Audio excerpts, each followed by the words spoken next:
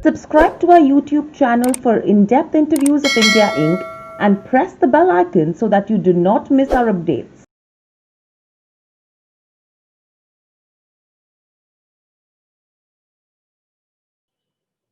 Hello and welcome to Nirmal Bang, ladies and gentlemen. I'm Hiral Dadia. We have with us Anish Rankawat, research analyst at Institutional Equities, joining in. Welcome to the show, Anish. My first question coming to you is with regards to where the auto sales numbers for the month of August go. It's been interesting. Every month that we've spoken, we have seen an encouraging trend, a positive trend that has emerged since the lockdown now. Now, right now, if you see August numbers, do you think the sentiments have really improved and do you think it'll continue? Or it's mainly the festive season that's driving this kind of numbers? So, Hiral, I mean, just a background, I think if you look at the retail data that's posted on Vahan, you won't see this kind of growth that is coming in wholesale. So clearly, a large part of the growth that we are seeing in the wholesales is channel filling. Now, if you go back to July and the commentaries from OEMs, most of them said that the dealership inventories or channel inventories are way below the normal levels. So I think a lot of them is going into that. Plus, I mean, in pockets like say Maharashtra and Kerala, we've seen festivals kickstarting. So I think it's a combination of a little bit of sentiment improvement, opening up, improvement in the whole supply chain as well. So OEMs are able to produce more, and I think the anticipation of a good festival period is a bigger reason why you're seeing wholesale channels are getting filled. Hmm. I think that's it's a mixture of everything. I think, but largely channel filling. Right. And in terms of the channel filling that we are seeing as well. Now, I mean, what you're saying directly tells us that the sales data on the retail front versus on the wholesale numbers don't really match, add up together right now, right? So, Right. how do we see this scenario right now? Does it give you a reflection of an improved sentiment or is it still subtle? No, like I said, on a month-on-month basis, say if you look at passenger vehicles, the overall segment was up about say 17, 18%. I think if you look at the retail data, it's on the mid single digit kind of a growth level. Even and that's on sequential basis. I mean, sequentially, if you look at year on year, I mean, probably flattish or just slightly negative. So I would say sentiments would be stable on a month-on-month basis, looking at what's happening on retail side. But again, don't forget that the whole of nation is not open yet. I mean, there are pockets of urban areas like tier ones where opening up is still going on. So I think that kind of demand is anticipated to be coming in September and October time, October especially, and hence I think OEMs are more confident of filling the channel up beforehand.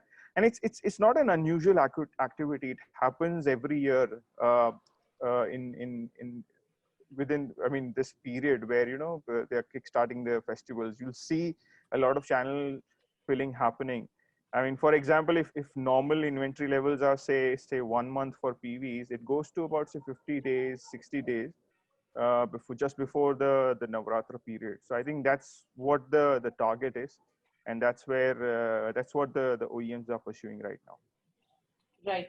And again, if you have to break it down right now, the tractors have continued to remain strong, and that's mainly on the back of the positive rural sentiment that we've seen.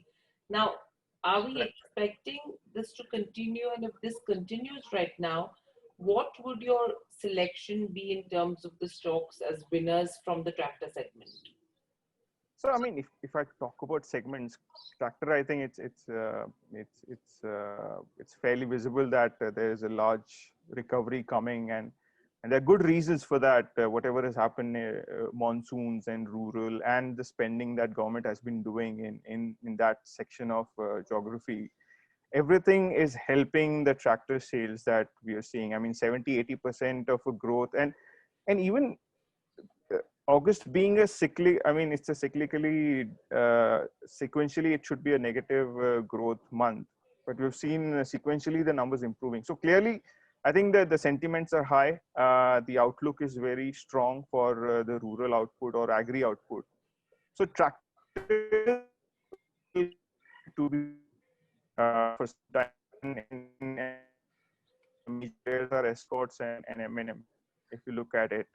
Now, the other segments, if you look at, passenger vehicles have done well again. So Maruti has been doing well. If you look at its small car portfolio, the growth is even better, I think 26, 27% on a year-on-year basis. So clearly seeing demand towards the bottom of the pyramid. So smaller cars, compact cars are seeing good demand. So that's again a mix of rural phenomena and a move towards personal mobility that's happening. So Maruti seems to be a good pick for this segment. Now the other segment that has done well is the LCVs. Uh, it's actually against the trend. If you look at last couple of cycles, LCVs are normally laggards of MHCV cycle. But MHCV has not seen an uptrend yet, or probably a recovery yet. But we've seen a recovery happening in the LCV segment for all the OEMs. So I think that again is a key takeaway from what happened in last couple of months. So you'll see strong players. I mean, in LCVs again, M&M has its good portfolio in the pickup range, and pickup has done well, about 8% kind of 8 to 9% kind of a growth in August on a year-on-year basis. Even Ashok Leyland's LCV segment has done well, and Tata Motors LCV segment has done well.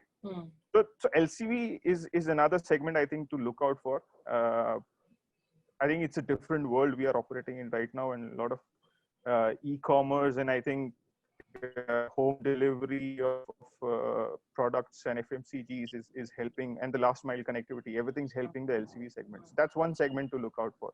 But again, I mean, there's no pure play player in the LCV segment per se. So again, I mean, it's a mix of a few OEMs that are doing that. Right. And again, the CV space continues to be under trouble right now as well.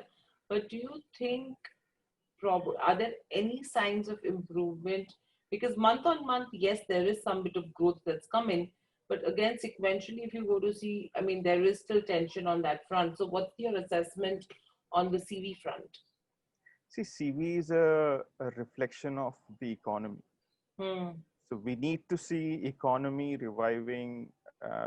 And I think a few experts have said that towards the end of the year, we might see recovery or positive GDP numbers, say in fourth quarter or so.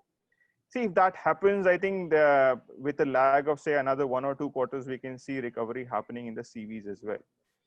So I think it totally depends on how the macro is panning out. Right.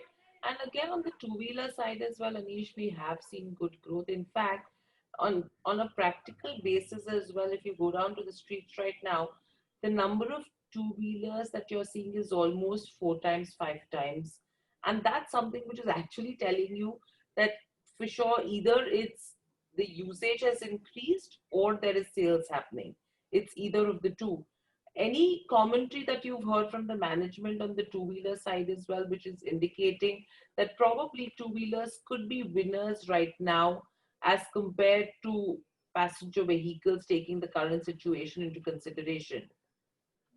See, in my view, and the commentaries that I've had, because of its lower ticket size, two-wheeler surely is the first segment which will get the benefit of personal mobility. Now, why you'll see more two-wheelers on the road right now, especially in urban, is because of restrictions on the state-run buses and trains. So lack of public transport is one reason why you'll see more two-wheelers on the road. Secondly, I think there's a big trend of a demand in the second-hand two-wheeler side as well. So I think if you look at the labor segment, would be preferring something like a 15,000-20,000 rupees of commuting mobility solution, and a second-hand bike gives that solution to that. the certain section of labors. So I think that's where you will see, and with my interactions, I've been getting that a lot of these organized, at least the organized resellers of two-wheelers are actually stock out. They don't have any stock at all. So that's where I think the larger demand of personal mobility is coming to. So that's the lower segment of the lowest segment of the mobility that we have, basically. Right. And again, in this segment, would you go in for a Hero Moto, TVS, or Bajaj Auto?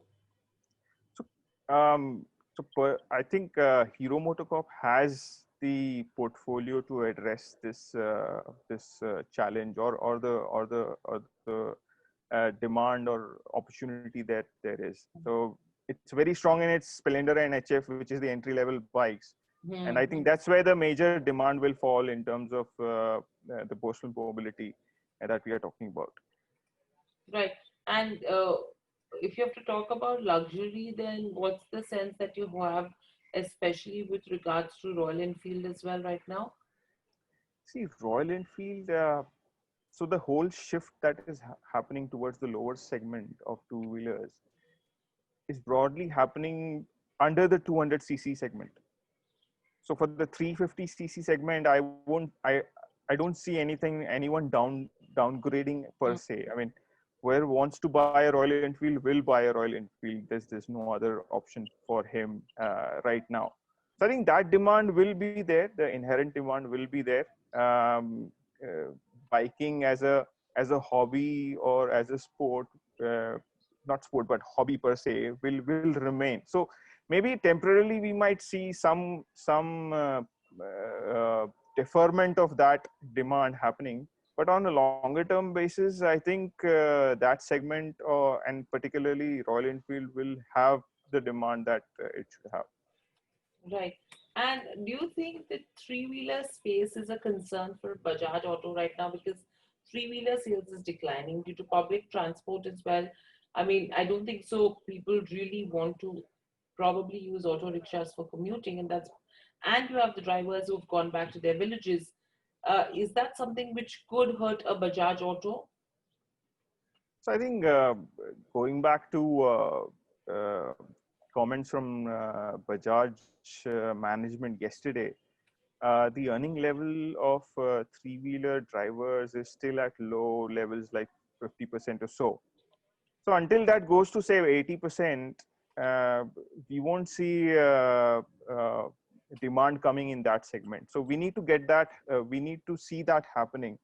So I think the whole unlock the unlock stages that we are at, I think in due course of time, in further unlock periods, I think once everything starts moving, once you have a major section of or major crowd actually coming and commuting for their work and jobs, that's when we'll see demand coming from the three-wheeler side. So until then, I think there will still be pain. So players like, say, Bajaj being the market leader in the passenger three-wheeler space, will see some pain for some time. Right. And overall, any topics coming in from the sector as a whole?